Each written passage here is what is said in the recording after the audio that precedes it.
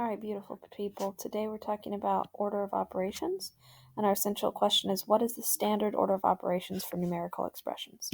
So please make sure to draw that line just a little to the inside so that we can put questions and essential ideas and other sorts of things over here on the left and put the majority of our notes in the center. So we're going to start with some definitions. Right here, we see the term numerical expression. So we're going to start with, what is a numerical expression? Numerical expression.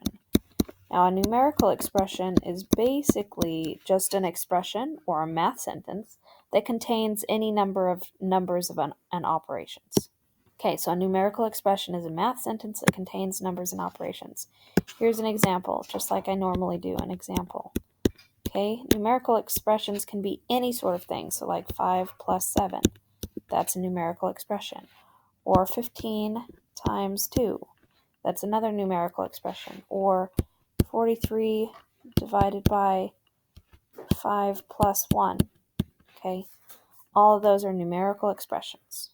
All right, so let's try another vocab term. Evaluate. Now, we've talked about evaluate before. It's something that we talked about last week. Evaluate. Okay, and it means, remember, to find the answer or to solve. To find the value of. Okay. All right, and last but certainly not least is the vocab term order of operations. And that, again, comes straight from our essential question, order of operations. Now, I know some of you have heard this before.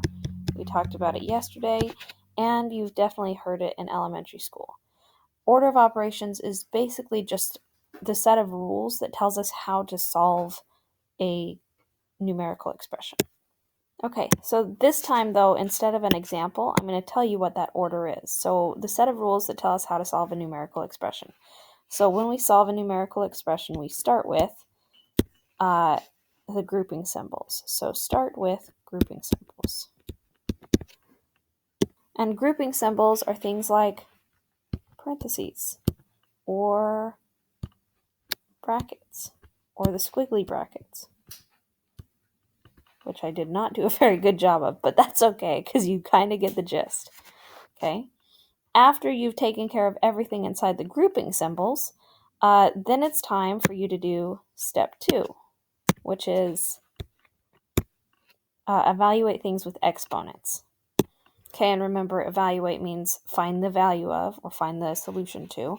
So exponents are, again, things like 3 to the second power or 5 to the third power, etc., etc., etc. You know some exponents because we talked about them last week. Okay. After you finish the grouping symbols and the exponents, then you're going to move on to multiplication and division. Okay, multiplication and division are called opposite operations.